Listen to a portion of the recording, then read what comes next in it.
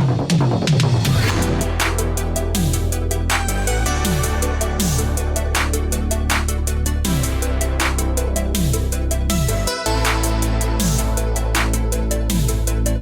how's it going? New pickup here that I wanted to share with you guys. Basically, it's an early birthday present for myself. So, week and a half, just about till my birthday. I think it's a little bit under. So I thought I'd pick myself, buy myself a particular present. Might sound a bit silly buying yourself a birthday gift, but I don't always do it. But this year I thought, yeah, I'll treat myself to something extra because I have the releases I've wanted to pick up. I've got those, and then I thought, yeah, let's pick something up for the birthday. So I picked up a 1981 movie. It's an upgrade for me. I do have a previous release. I have seen the film before once. Very good movie, and I've wanted to upgrade for a while. So 1981 movie, starring Isabel Adjani and Sam Neill, directed by these are like foreign names, so it's quite difficult to pronounce some of them. Andrzej Zulawski is the director, and it is this edition of Possession. So sure, a lot of you guys have seen this. It's an absolute classic, I think, from 1981. Very bizarre movie, very weird one. The subject matter is really weird. It's one of those strange ones as well that are fairly ambiguous. It's got a lot of ambiguity in there. And yeah, I thought I'd pick up this edition. It's the Umbrella edition. So I think they did a big limited edition box as well, but I saw this at a good price because this one's quite pricey as well, just for the slipcover edition. But yeah, pretty long one as well, 124 minutes. It's a limited edition to 2,500. I've got 1,878. Also comes with the Blu-ray as well. So let's get in there momentarily. That's what I've upgraded from. I had this second sight Blu-ray. I've wanted the 4K for a while because it is a pretty damn amazing horror movie. It's like I say, it's one of those really like smart, kind of clever, like this is how I would put it anyway, like clever sort of ambiguous horror movies. Really well done. A lot of atmosphere, dark pathos, really dark, unsettling in some areas, I'd say. Just one that makes you think a bit. It's just one of those thinking movies. Sort of a not similar in subject matter as such, but like this is what I'd say about The Substance, which I've recently watched, which I'll talk about in my top 10 movies of 2024 in a few weeks. Yeah, I thought that movie, just one that makes you think. It's a thinking movie, really engrossing, and just really captures your attention. And I'd say the same for this one, Possession. Very like smart horror movie, not your typical sort of blood and guts, just slasher, which I love, but just it's a bit of a smarter one. Anyway, let's get into this edition. I don't want to cause any damage. I'm just going to go off camera, guys, just to try and get in there with my little trusty pickaxe.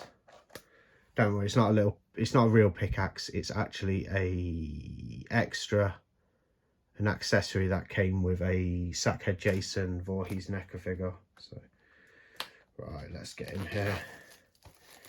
So take the seal off. I'll find somewhere for that. Assume it's got a J card on it. Yeah, I bought this off eBay off a seller. Did pay a bit for it, but I was happy to because I wanted to get it. And I thought the price was all right for what it normally goes for. I mean, I say all right, it was pricey for like what it is, but there's no UK release of this yet. So I went for the Umbrella, which is great because obviously it's from Australia. So all the synopsis on the cover, and it's all in English, and the title and everything, with it being an Umbrella release from Oz. So that's all good. Let's take that off. There we go. Let's have a look. So yeah, lovely slip cover with the original artwork. There's my second sight Blu-ray, which is on its way out because I've sold it. And basically the good thing is this one's actually out of print, so I upgraded to the 4K. Selling this has covered more than half the cost of what this was. So I've only put basically under half the amount into this because I've sold my original copy. That's what I like to do sometimes, especially if they're out of print and worth a bit. Got some booby action there. I don't know whether this video will be demonetized because of that. If it is, then so be it. Yeah, lovely slipcover. Really getting into Umbrella a bit at the moment as well. Like love the whole design of their packaging and stuff. Don't mean to sound like a sort of package snob or packaging aficionado. But yeah, I do love a good package on a release. It just makes the collecting aspect more interesting to me, having like the great editions. But I don't get great editions of it for the sake of getting them. I will only get like these limited editions for films that I either really want in my collection, which are blind buys, or films that I know I really enjoy. You know, it's not necessarily done in vanity. I just love having the best of the best for my collection, basically. So there it is, 4K. It's got the Blu-ray in there as well. Hopefully it'll have reversible art so I can flip it, because I moan about the certification logos on the British releases, but God, look at Australia's, man. I mean, I've had a few Oz releases before, like, don't get me wrong, it's nothing new to me, but look at the size of that. There you have it. Yeah, the actress in it does a fantastic job. Isabel Adjani. Yeah, she does a really good job.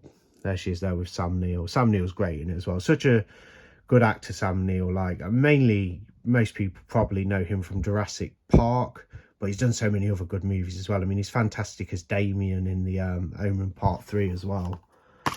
Does a really good job there. So 2 discs. There's your 4K disc. Just try and twizzle that around. Looks really cool. And then, of course, you've got the original artwork on the Blu-ray. That's see-through by the looks of it. I've never had a see-through swing tray before. There's your special features, got commentaries, things like that. Featurettes. So let's see if it does actually have... Oh, it does have reversible. So bye-bye certification. Look, yeah, much better there. It does have the umbrella type, you know, logo at the bottom right-hand corner, but we'll definitely flip that, guys, because I can't be doing with these big certification logos just compromising and wrecking artwork. It's just, yeah.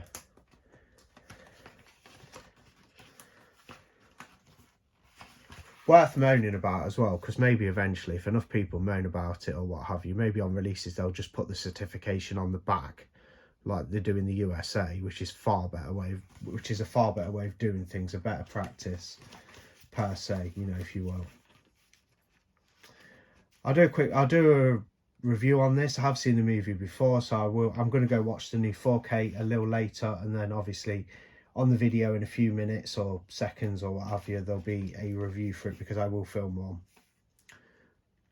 Because I don't think I've reviewed this one on the channel before, and I want to really like get into watching it again, because it is fantastic. From what I can remember, it's fantastic. I don't want to give too much away though, because like I say, it's one of those ambiguous ones, and yeah, the ending, it just goes bang. It's so weird, and she's having an affair as well. You know, the woman in it, the main woman, she's having an affair in it, and who she's having an affair with is just crazy. I mean, it's just unimaginable. You wouldn't even go there if you'd seen the film prior. But anyway, I'll get to doing a quick review on this. There's the edition anyway. I'm not even sure when this edition came out. I'm trying to like have a look. I think it's quite a recent one. It might not be this year. It might have been from last year, but it might have come out this year. I'll do a bit of research and perhaps talk about that on the review. But there you go, Possession, little birthday present for myself. Possession on 4K from Umbrella. Awesome release. I'll just pop the slip back on. This unboxing has gone a little bit too long, but to be fair, I just wanted to kind of chill. It's a Sunday morning, you know, just had my breakfast, like, and my morning drink, and I just kind of wanted to chill and just show you guys what I treated myself to for my birthday in a few weeks. So anyway, stand by for a little bit of a review on Possession, and yeah, okay, let's get to that. Yeah, I've come to a conclusion. This film is just mad. It's so bizarre. It's like the weirdest thing you could see. It's a bit of a slow burn, like builds and builds up. There's this relationship between a couple, Sam Neill's character and the actress Isabel, and they're going through a lot of tension and a tough time. She's having an affair. He doesn't know who it is. He works a lot. They've got a small child. They're always at each other's throats. I mean, to be fair, at the beginning of the movie, you've never seen so much arguing between a couple in a horror movie. Like, they just literally have screaming matches at each other. But the acting's done superbly. I mean, they both do a great job at screaming each other, especially the actress. She just really excels at showing a lot of upset and emotion. You know, you can even look at her face and she genuinely looks upset. Her eyes are all wide and tearful, and the actress just plays it so well. She looks like she's feeling a lot of sorrow. Yeah, it's a weird twist on a possession film with a bit of like sort of you know, creature feature action thrown in, like sort of intertwined. Really good movie though. I do highly recommend Possession. 4K transfer looked nice as well from Umbrella. Yeah, I do recommend this one if you've not seen it. It's so weird though. You're in for a weird time with Possession. Very odd. I'm not going to finish up just yet because I thought, as well as doing the little unboxing and review for Possession, I thought I'd do a few latest watches because I haven't for a while. So this is basically a variety video. So you're getting, I showed you Possession, one of my early birthday presents to myself, and I'll go through what we got here. I'll do 6 of my latest watches. So I've watched tons. If you follow me on Letterboxd, I'm on Letterboxd. Skin Crawlers, I think it's just Skin Crawlers on Letterboxd if you want to keep up on there and see what I've been watching, because I love Letterboxd for that. I love looking what other people have been watching. It gives me ideas of things to watch, and it's just a cool statistic database. I use it even for myself. I don't even just use it as social media. I use it because, as just a few moments ago before I started recording this part of the video, I was like, well, what have I been watching? I watch so many movies. I watch more than 15 movies a week, majority of the time. Well, at least over 10 most weeks. And I just had to refer to Letterboxd, and it's just such a handy tool. Anyway, follow me on there if you want. And I'll follow you back as always, like I do on Instagram. Anybody follows me, I'll follow you back. Same on Letterboxd. Picked up this new release, The Mortuary. Watched it last weekend. You got Bill Paxton in there. He's on the back. He does a good, you know, plays a good role. I thought I was going to really enjoy this one because it intrigued me so much, and I've wanted to get my hands on it for a while. There was one called Funeral Home that was released with a, you know, similar sort of looking design, you know, cover, similar, not with the headstone, but it had gravestones and stuff on it, and I thought, oh, Mortuary would be a good like little 80s one as well. I actually preferred Funeral Home. I don't know if that's kind of like a controversial opinion on it, but I did prefer Funeral Home. Yeah, straight up slasher. You got Bill Paxton in there. It's got a bit of a cult action. Pretty good, like middle of the road for me. I think I gave it like 3 stars. A low kind of 3, like not a high 3. Like it was good. It was fun seeing Bill Paxton in, you know, in one of the main roles as one of the main characters. The killer looks pretty cool. He's got some weird like occultist like sort of gothic thing going on with like robes and white makeup on. But yeah, I'm glad I purchased it though. It's not a bad film. I'll probably have to watch it again, see what I think. The Out There Halloween Mega Tape. So this is basically a sequel to WNUF, the Halloween special, if you've seen that. Pretty much a sequel, same type of thing. It's not literally a sequel, but it's the same director, I think, and same team, same style. Equipped with fake trailers. So a lot of it is just fake trailers in between, because it's basically broadcast. In WNUF, it's a Halloween special, a news special.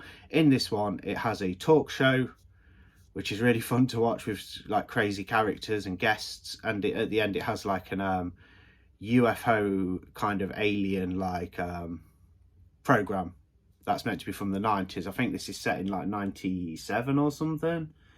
But yeah, it's a lot of fun. It's made to look like real footage. It's fan footage, made to look real, like real programs. Obviously it's not. It has a bunch of fake trailers in between, like the carpet guy and stuff selling all his carpets and things. Yeah, really authentic. Did enjoy it. Pretty good for what it was. I think I gave this a 3 out of 5 as well, but more on the high end of being a 3. As a look at the back. Fantastic release. I'll probably talk a bit more about that in my monthly haul.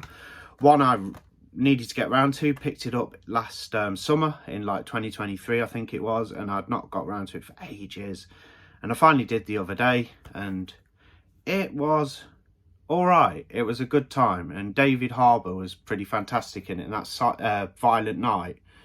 And yeah, it's got David Harbour in it, you know, from Stranger Things and some other bits. But yeah, he was really good. And one thing that surprised me about Violent Night is going in, I thought it was just going to be a guy like dressed as a Santa Claus, you know, doing a job as Santa Claus in a shopping centre or mall or what have you. But no, he is legitimately Santa Claus, which was cool.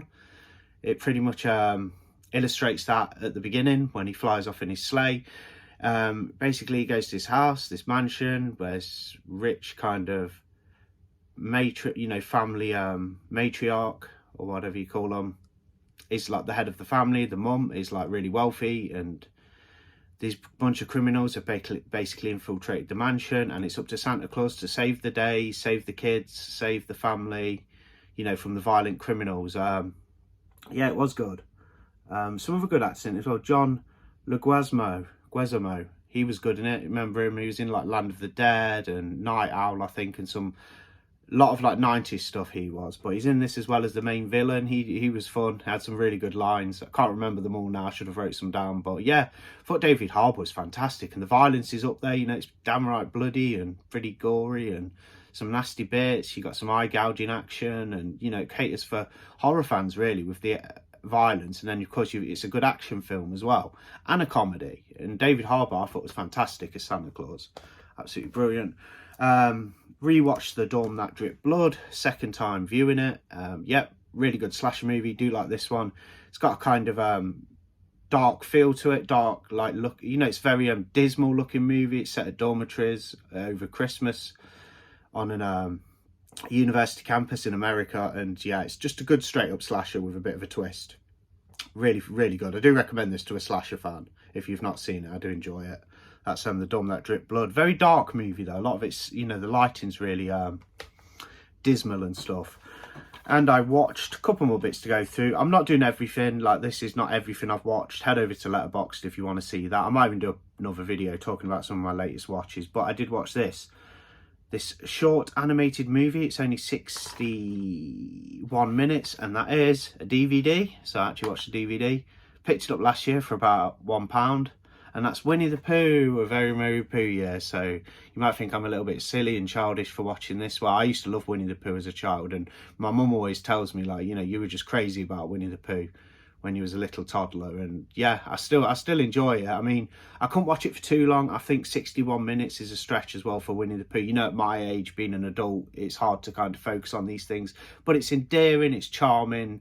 Winnie the Pooh's such a lovely character, and the rest of the gang, like Tigger, Rabbit, Owl, and Piglet, and Gopher's hilarious. But yeah, I had a good time with this. It was fun. Just a nice Winnie the Pooh Christmas movie from Disney with the New Year kind of included as well, what they're doing over New Year. Very simple stuff, very nice, aimed at children obviously, but I did enjoy it. It was good. I also watched on streaming the other night The Keep. Now, Vinegar Syndrome have just put their 4K out. I passed on it. The limited edition one sold out, I don't know, very rapidly. They did put a standard out as well. I've passed on it for now.